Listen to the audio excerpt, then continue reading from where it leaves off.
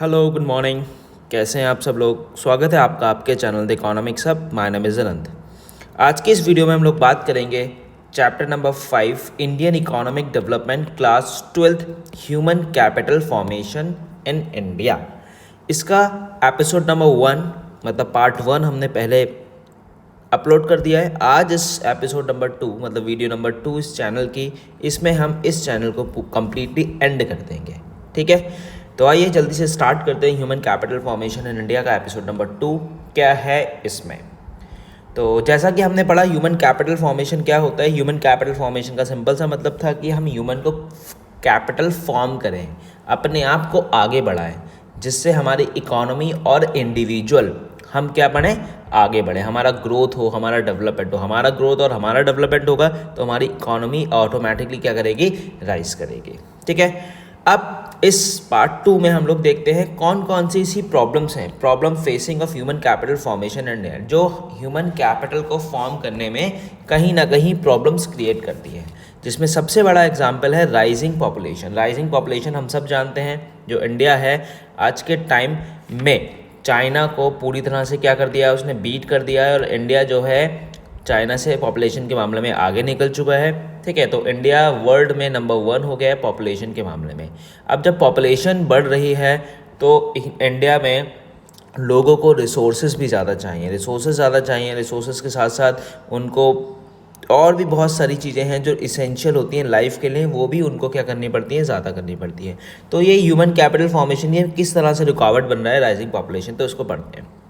Rapidly rising population adversely affect the quality of human capital. जब population बढ़ेगी तो उससे quality of human capital automatically कम हो जाएगी। अब किस तरीके से हो जाएगी, this is because it reduce per head of availability of the existing facilities relating to housing, sanitation, drainage, water system, hospital, education, power supply और भी बहुत सारी चीज़ें। इस लाइन का मतलब क्या है, जो ये लाइन आपको बता रहे हैं ना कि this is because it reduce per head of availability of the existing facilities.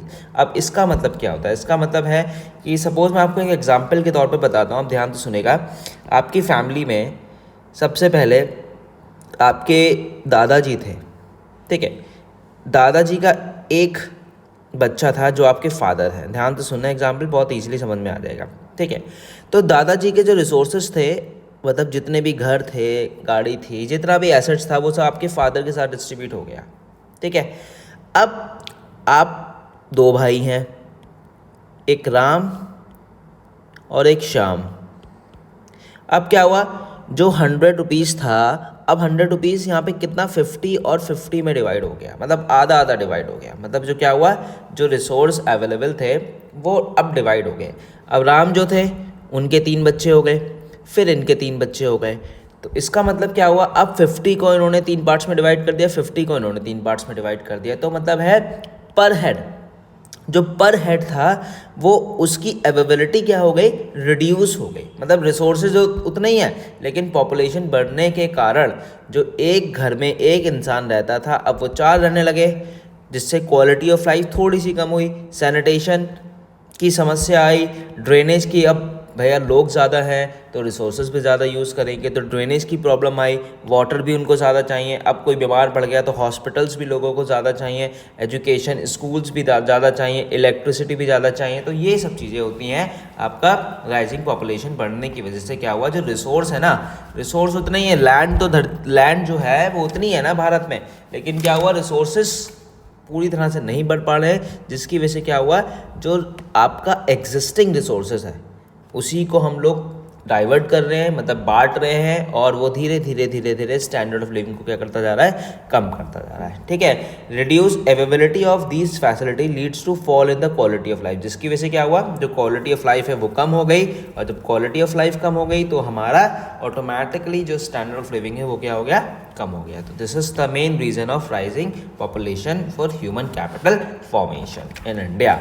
ठीक है, next brain drain. Brain drain एक बहुत ही बड़ी समस्या है और बहुत ही इंपॉर्टेंट है, आपके बोर्ड के एग्जाम के लिए आपसे पूछा जा सकता है ब्रेन ड्रेन क्या होता है। ब्रेन ड्रेन बेसिकली क्या होता है, माइग्रेशन ऑफ पर्सन, सबसे बड़ा पॉइंट आप इसमें लिखेंगे, migration of person born educated and train in India. वो भारत में क्या करेगा, पढ़ेगा, भारत में ही सब कुछ करेगा, भारत में ही पढ़ाई करी, भारत में बड़ा हुआ, सब कुछ हुआ, लेकिन जब वो एक पढ़ लिख के काबिल इंसान बन गया तो उसने क्या करा, उसने अपने इंडिया को क्या कर दिया, छोड़ दिया और कहीं बाहर यूएस में जाके क्या करने लगा, जॉब करने लगा। समझ में आई बात? तो इसको बोलते हैं brain drain. Migration of person born, educate and train in India to develop countries is a serious threat of the process of human capital formation in India। मतलब पढ़े लिखे सब भारत में और नौकरी करने चले गए बाहर। तो अगर ये भारत में रुक के भारत के लिए, इंडिया के लिए कहीं ना कहीं जॉब कर रहे होते तो इससे इंडिया का कहीं ना कहीं ग्रोथ हो रहा होता। लेकिन क्या हुआ, ये चले गए यूएस या किसी और कंट्री में उसका डेवलपमेंट करने के लिए। अब इसके पीछे मेन रीज़न क्या है? इसके पीछे मेन रीज़न यही है कि इंडिया में इनकी सैलरी क्या है, कम हो गई, जिसकी वजह से क्या हुआ, इनको लगा कि यूएस जाके मेरी सैलरी बढ़ जाएगी, मैं अपना स्टैंडर्ड ऑफ लिविंग क्या कर लूँगा, बढ़ा लूँगा। तो ये मेन रीज़न होगा। Those who decided to migrate at person of high calibre such as scientist, बड़े बड़े साइंटिस्ट होते हैं, एडमिनिस्ट्रेटर्स होते हैं, एग्जीक्यूटिव्स होते हैं, इंजीनियर्स होते हैं, फिजिशियन होते हैं, एजुकेशनिस्ट होते हैं, etcetera. This is describe as the problem of brain drain. This shows down the process of human capital formation in the domestic economy. Brain drain एक बहुत सीरियस प्रॉब्लम है इकोनॉमी के लिए, उन इकोनॉमी के लिए जो डेवलप कंट्रीज हैं, डेवलपिंग कंट्रीज में चल रही है। ठीक है, तो ब्रेन ड्रेन आपको समझ में आ गया। पढ़ेंगे लिखेंगे भारत में या किसी भी कंट्री के एग्जाम्पल हो सकता है, वहाँ पढ़ेंगे लिखेंगे, और जब नौकरी या जब किसी इकोनॉमी में कंट्रीब्यूट करने का नंबर आएगा तो वो क्या करते हैं, बाहर चले जाते हैं, अच्छी सैलरी के लिए, स्टैंडर्ड ऑफ लिविंग अच्छे के लिए, क्या कोई भी रीज़न हो सकता है उनका। क्लियर है? Next we have deficit manpower planning. Deficit manpower planning का मतलब क्या हो? डेफिसिट का मतलब क्या होता है? कमी। डेफिसिट सरप्लस, ये मैंने आपको बताया था। डेफिसिट का मतलब होता है कमी। Man power planning, not enough efforts have been made to maintain the demand and supply balance of the ever rising labor force in the country। Bharat में जनसंख्या बहुत ज़्यादा बढ़ रही है, जिसकी वजह से लेबर फोर्स भी बढ़ रही है। अब लेबर तो ज़्यादा हो रही है, मतलब क्या हो रहा है, लेबर तो ज़्यादा हो रही है, लेकिन इन लेबर्स को जॉब्स हम प्रोवाइड नहीं कर पा रहे हैं। As a result India is facing, जिसकी वजह से प्रॉब्लम क्या हुआ है, as a result India is facing an explosive problem related to the graduate unemployment. मतलब लोग पढ़ लिख गए, ग्रेजुएट हो गए, लेकिन उनको जॉब्स नहीं मिल पा रही है, जिसकी वजह से अनएम्प्लॉयमेंट का जो रेशियो है भारत में क्या होता जा रहा है, दिन प्रतिदिन बढ़ता जा रहा है। It is a set reflection on the wastage of human power and human skill. जो ह्यूमन पावर है और जो उनके पास स्किल है, एक्सपर्टाइज है, उसका कोई भी यूज़ ना होने के कारण जो इकोनॉमी है वो जिस तेज़ी से ग्रो करना चाहिए उस तेज़ी से ग्रो नहीं कर पा रही है। ठीक है। Insufficient on the job training in primary sector. Primary sector हम सब जानते हैं 3 सेक्टर होते हैं, प्राइमरी, सेकेंडरी और टर्शरी। यहाँ पे हम बात करें primary sector. Primary sector mainly agriculture sector होता है। Primary sector agriculture in a particular is a backbone of Indian economy. हम सब जानते हैं जब देश आज़ाद हुआ था तो 75% और 72% भी कहीं ना कहीं आपको लिखा हुआ है लोग थे एग्रीकल्चर्स में इन्वॉल्व थे, इसीलिए बैकबोन ऑफ इंडियन इकोनॉमी बोला जाता है agriculture. But unfortunately it has been not received due attention in the area of professional skills।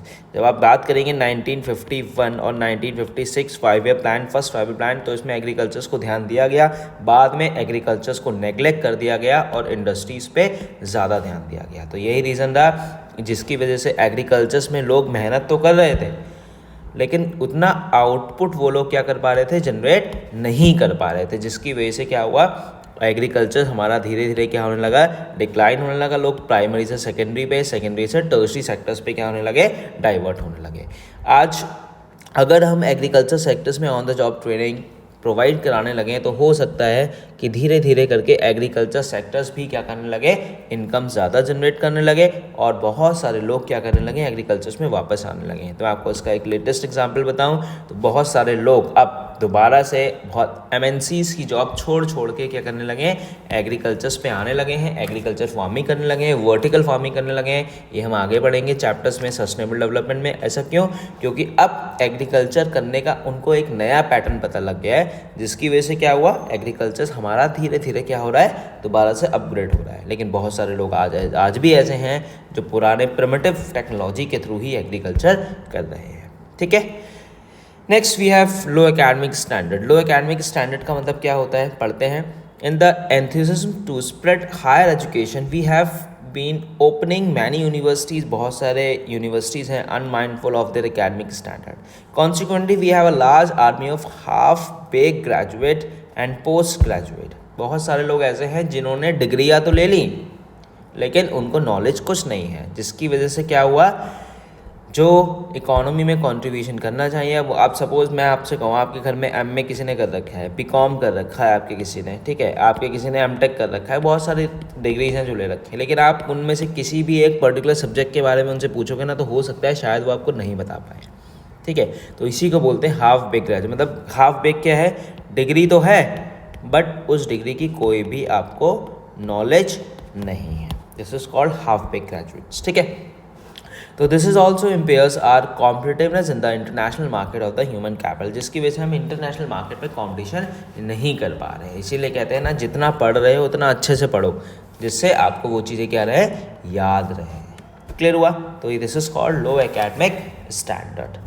समझ में आ गए 5 पॉइंट आपको ये। चलिए उसके बाद हम बात करेंगे education as an essential element of human resource development. हम सब जानते हैं जो एजुकेशन है ना, ह्यूमन डेवलपमेंट का एक बहुत ही इंपॉर्टेंट रिसोर्सेज है। अगर एजुकेटेड ही नहीं होगा बंदा तो वो कुछ नहीं कर सकता है। कुछ नहीं करने का मतलब क्या है कि मतलब एजुकेटेड होगा ना तो उसके पास जो रिसोर्सेज अवेलेबल हैं उन रिसोर्सेज का वो अच्छे से यूज़ कर सकता है और उससे पैसा बना सकता है और उसको इस तरीके से बना सकता है जिससे और लोगों की मदद कर सके।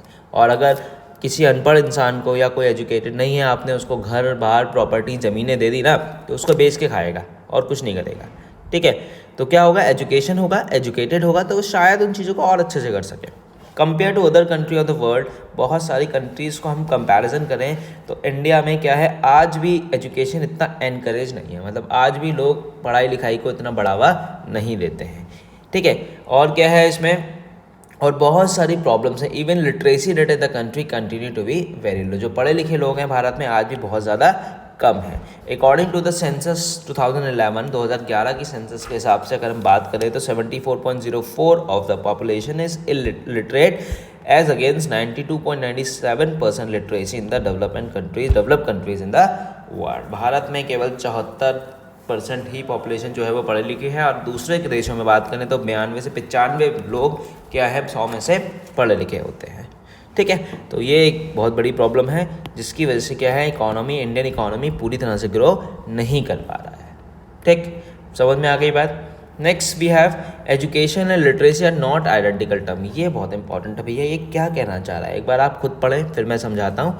Education is much wider concept than literacy. जो एजुकेशन है ना वो लिटरेसी से बहुत वाइडर कंसेप्ट है। कैसे?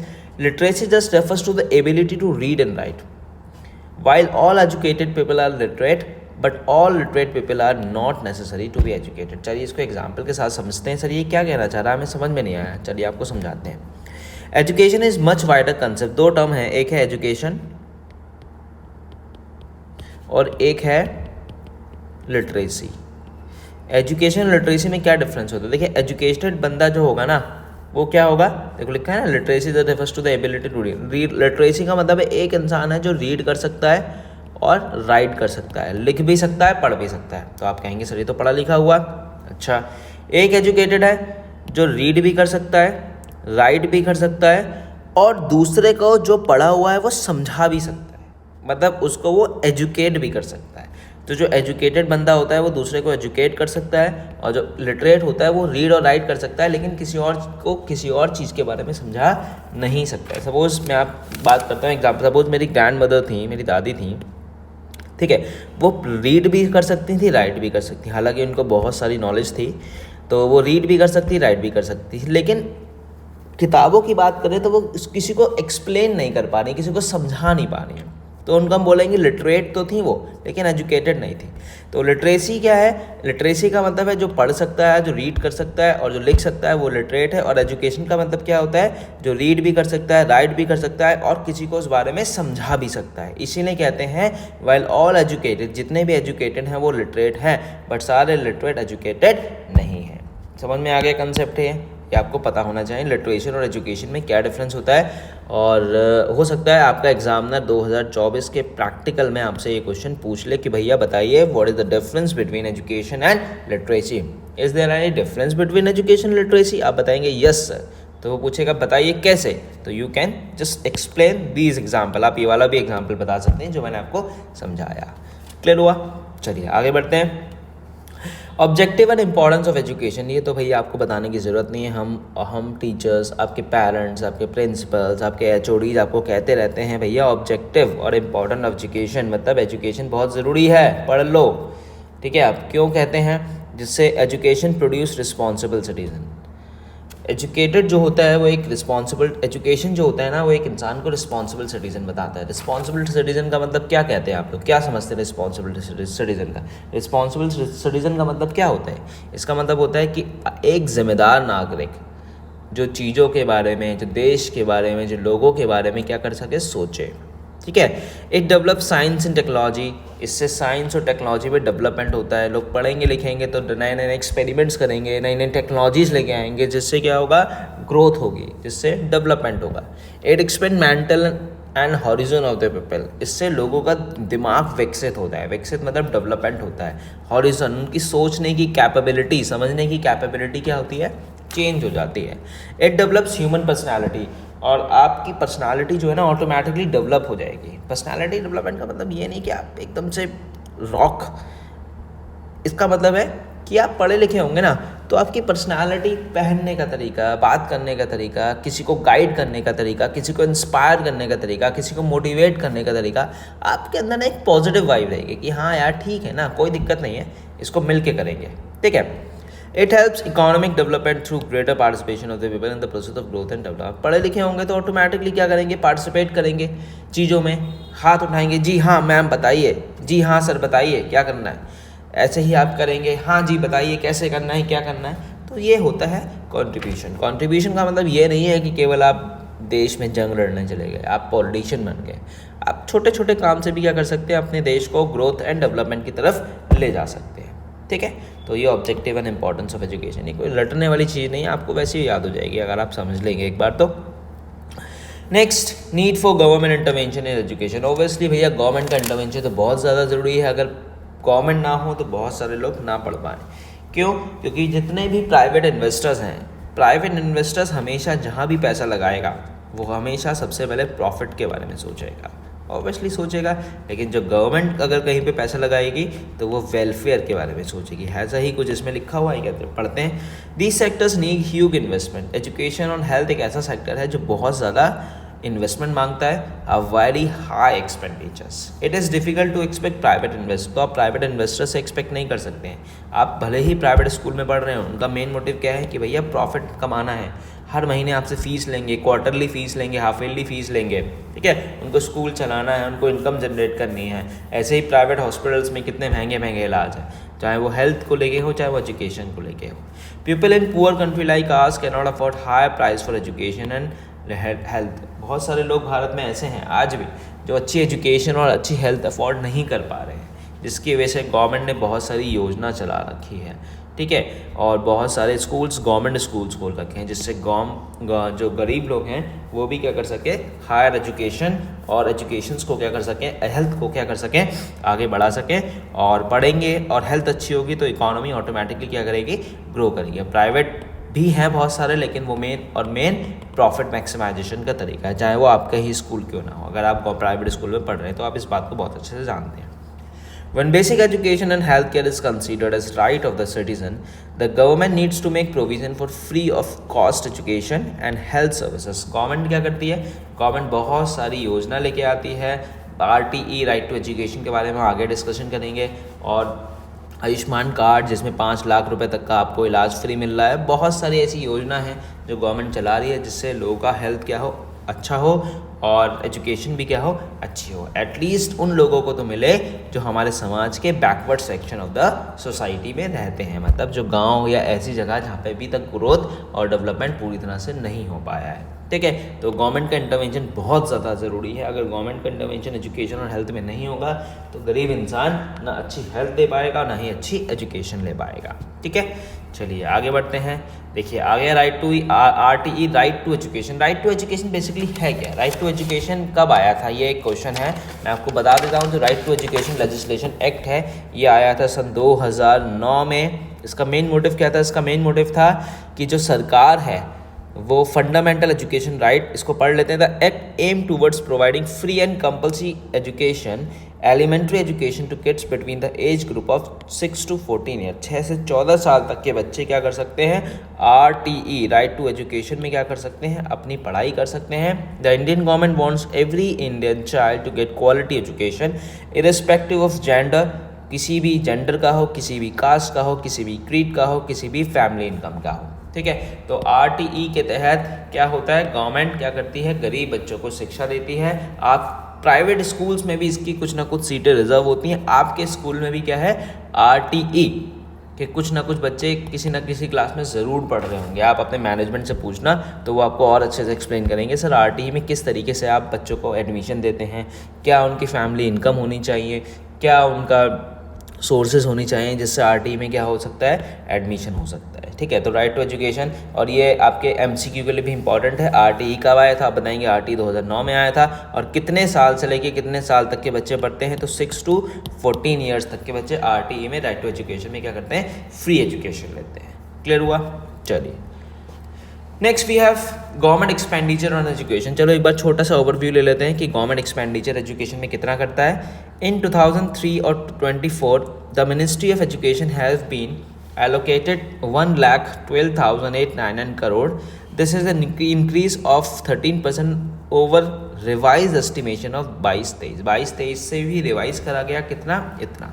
The Department of School Education Literacy has been allowed rupees 68,805 crore, 61% of Ministry of Education.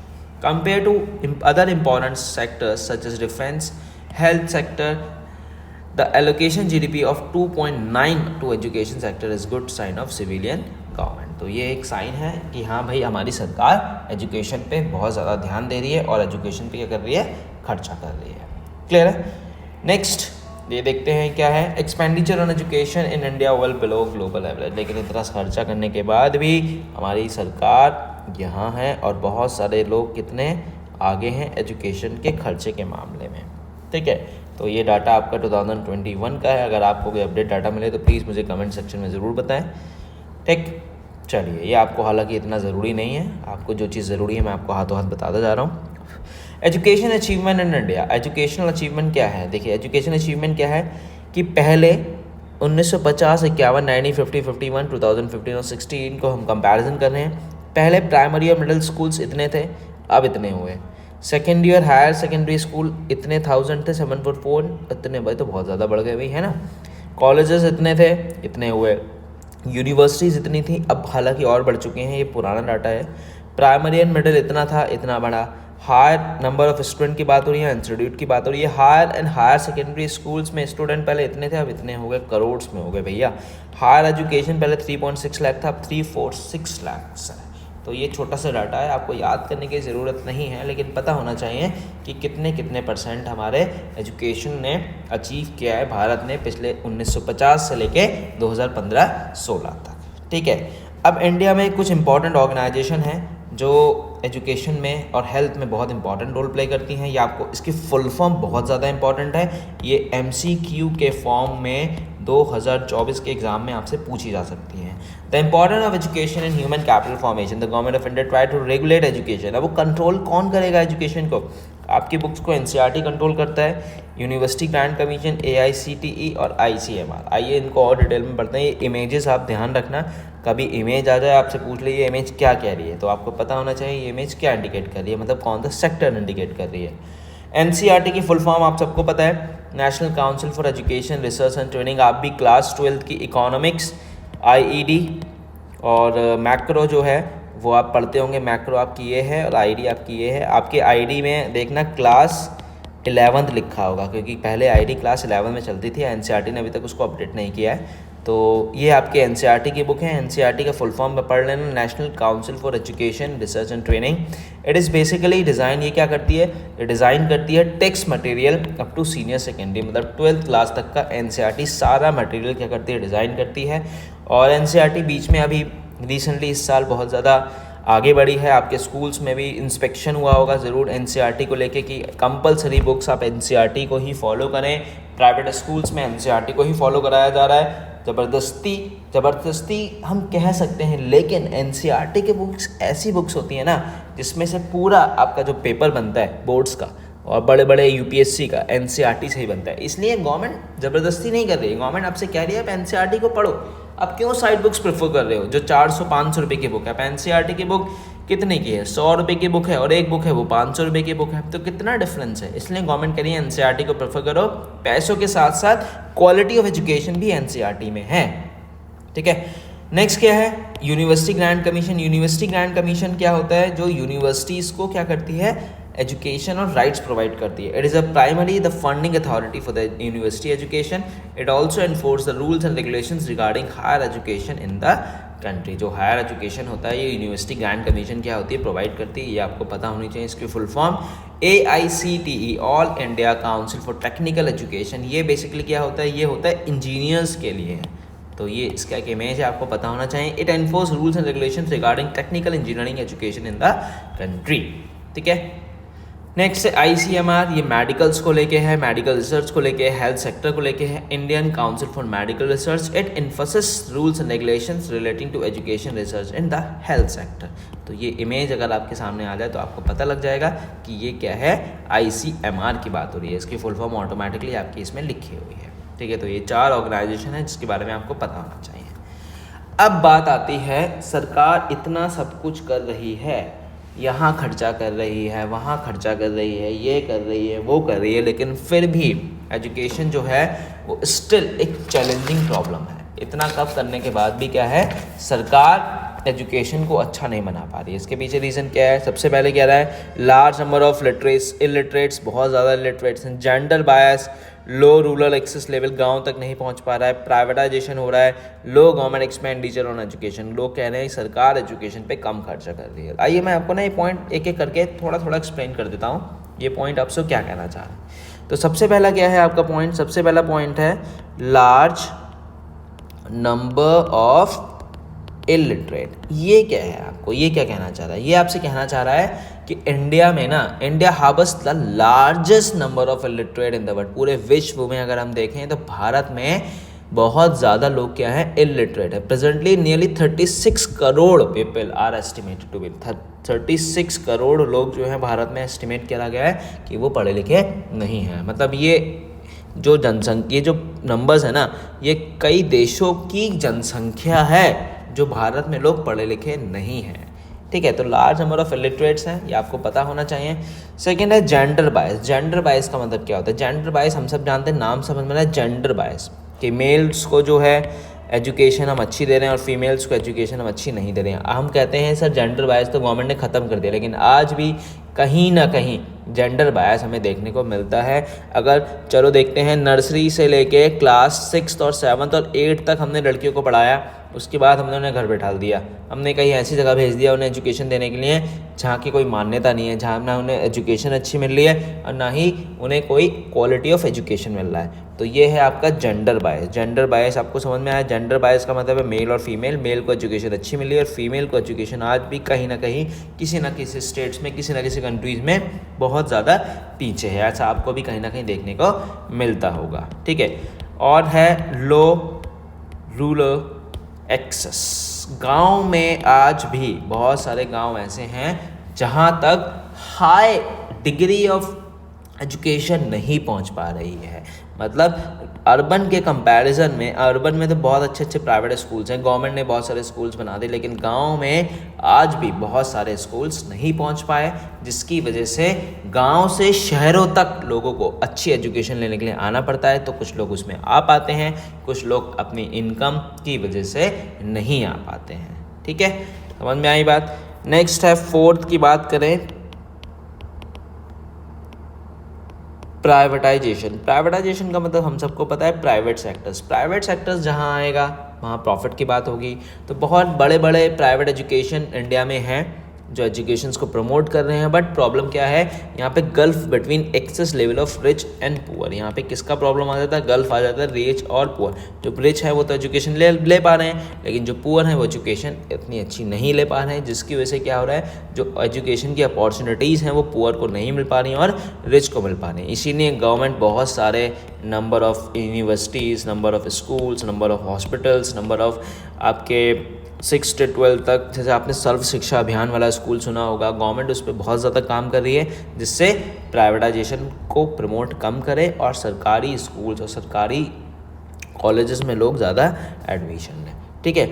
और लो गवर्नमेंट एक्सपेंडिचर ऑन एजुकेशन, बहुत सारे कंट्रीज़ को कंपैरिजन करें तो भारत में क्या है, भारत में कम बजट बनाया जा रहा है। कह सकते हैं जीडीपी का नियरली 6% जो है वो क्या करा जा रहा है एजुकेशन पे, मतलब 6% होना चाहिए और एक्चुअल में कितना करा जा रहा है, 4 to 5% ओनली खर्च करा जा रहा है। तो हो सकता है 6% अगर गवर्नमेंट खर्च कर दे तो हमारा जो एजुकेशन लेवल है वो ऑटोमेटिकली क्या हो जाए, इंक्रीज़ हो जाए, ठीक है। लेकिन गवर्नमेंट के साथ साथ हमें इंडिविजुअल भी क्या करना पड़ेगा, प्रमोट करना पड़ेगा एजुकेशन को।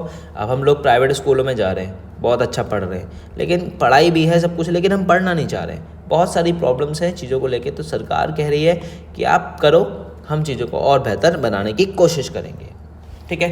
तो ये this is all about human capital formation, ये पूरा चैप्टर है, ये मैंने आपको सब चीज़ों में समझा दिया है। आपके कोई डाउट्स हो तो आप मुझे कमेंट करके पूछ सकते हैं।